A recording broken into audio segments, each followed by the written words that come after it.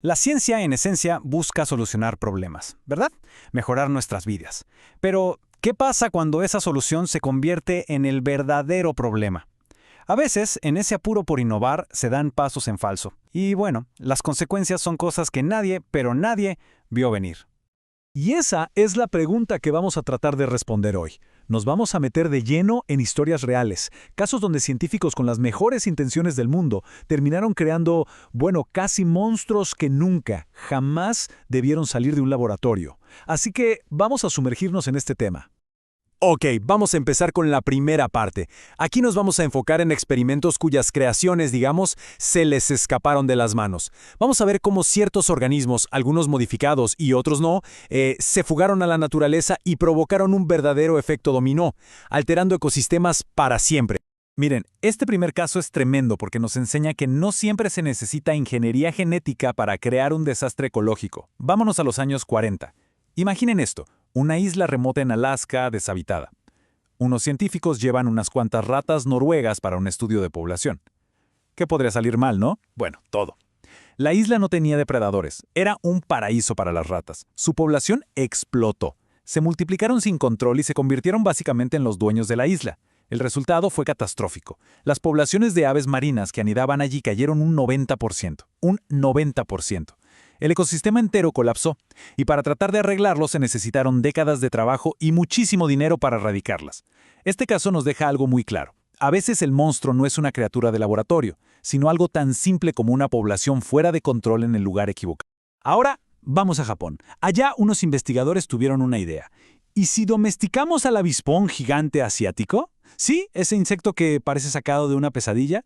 El plan sonaba bien. Cruzarlo con una especie más tranquila para crear un híbrido menos agresivo. Pero la genética es un juego complicado. El resultado fue todo lo contrario. El nuevo avispón híbrido mantuvo la agresividad y el veneno potentísimo de su pariente gigante, pero en un cuerpo más pequeño y sigiloso. Y esto, créanme, fue mucho peor. Su nuevo tamaño le permitía colarse en las colmenas de abejas y masacrarlas con una eficacia brutal. Aunque lograron contener la mayoría, algunos escaparon. La lección aquí es que al intentar mezclar lo mejor de dos mundos, a veces terminas creando algo con lo peor de ambos. Ok, una pausa rápida para entender lo que viene. Necesitamos hablar de algo llamado gen transgénico. Suena complicado, pero en realidad la idea es bastante simple. Es cuando tomas un pedacito de ADN de un organismo y se lo pones a otro. Así de fácil. Con esta técnica puedes pasar características de una especie a otra, como por ejemplo hacer que una planta resista una plaga, o, como veremos ahora, que brille en la oscuridad. La idea, la verdad, sonaba genial, literalmente brillante. Crearon un tipo de trigo que brillaba suavecito cuando necesitaba agua. Imagínense, una señal visual perfecta para los agricultores. Pero aquí viene el problema, el polen. El viento se llevó el polen de este trigo modificado a los campos de al lado, y claro, de repente, los campos vecinos también empezaron a brillar por la noche. Pero el efecto más loco fue el ecológico. Esa luz nocturna atrajo a montones de insectos que ni siquiera eran de la zona. Los campos se convirtieron en una especie de imán biológico. Y con los nuevos insectos llegaron nuevos depredadores, murciélagos, arañas. Se empezó a alterar poco a poco toda la cadena alimenticia del lugar. Todo por un pequeño cambio genético. Una verdadera reacción en cadena. Ahora hablemos de peces. Miren esta comparación. Por un lado, el salmón del Atlántico normal. Por otro, el salmón Aqua Advantage. Este último es una maravilla de la ingeniería genética. Le metieron genes de otros peces para que crezca todo el año, sin parar. ¿El resultado? Un salmón que alcanza el tamaño para venderse en la mitad del tiempo y que puede llegar a ser el doble de grande. El tema es que aunque los crían en tanques supercontrolados, siempre existe el riesgo de que uno se escape. Y si un supersalmón como este llega a un río, podría acabar con las poblaciones nativas. Sería mucho más competitivo para encontrar comida y pareja. O sea, estamos hablando de la delgada línea entre una innovación increíble para la alimentación y el comienzo de una película de terror ecológico. Bueno, hasta ahora hemos visto cómo se han alterado ecosistemas. Pero ahora vamos a entrar en un terreno todavía más complejo. Vamos a hablar de experimentos que jugaron con la biología misma de los seres vivos. Y aquí es donde la cosa se pone seria, porque ya no solo hablamos de ciencia, sino de ética y de cuáles son los límites que no deberíamos cruzar. Esto pasó en los años 80. Unos científicos estudiaban la increíble capacidad de las salamandras para regenerar sus extremidades. Y pensaron, ¿podemos acelerar esto? Así que les dieron un cóctel de hormonas de crecimiento. Y sí, funcionó, pero se les fue de las manos. Las hormonas no solo aceleraron la regeneración, sino que básicamente apagaron el interruptor que le dice al cuerpo deja de crecer.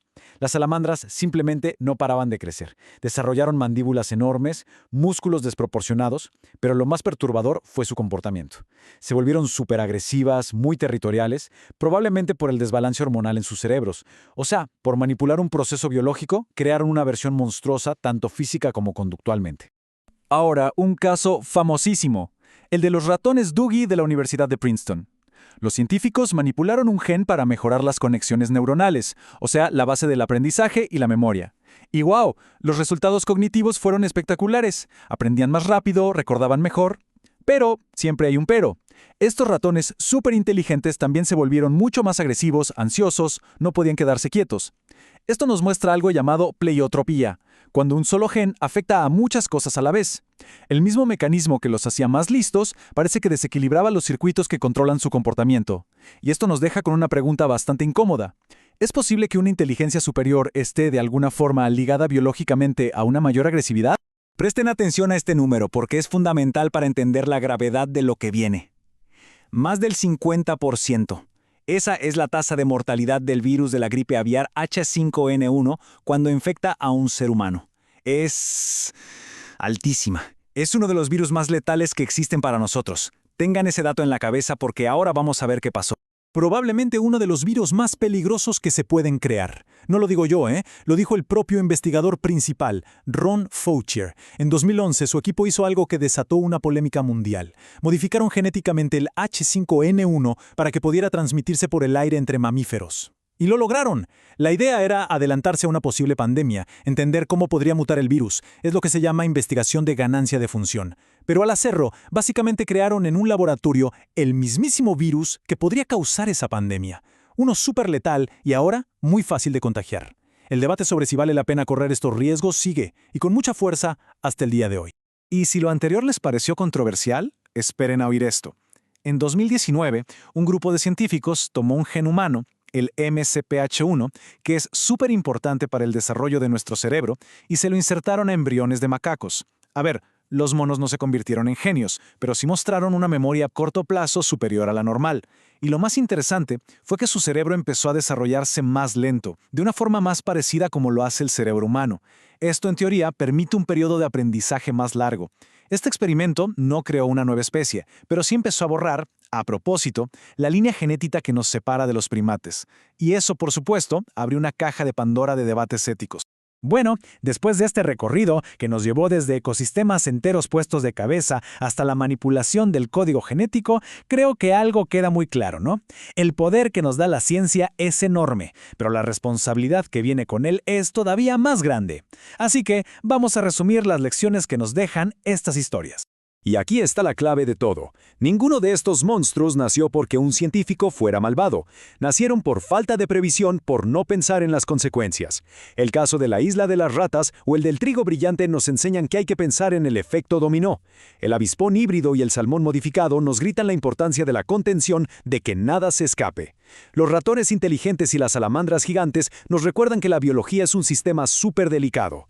Y los virus modificados y los monos transgénicos nos demuestran que la ética no puede ser algo que se discuta después. Tiene que ir por delante, guiando cada paso de la ciencia. Y al final, nos quedamos con esta pregunta flotando en el aire. A medida que ganamos el poder de reescribir el código de la vida, ¿cómo nos aseguramos de que la historia no termine mal? Miren, no se trata de frenar la ciencia, para nada. Se trata de avanzar con más cabeza, con humildad y siendo muy conscientes de las posibles consecuencias. La capacidad de crear es increíble. Es una de las cosas que nos hace humanos. Pero nuestra habilidad para controlar lo que creamos, eso, al final del día, es lo que va a definir nuestro futuro.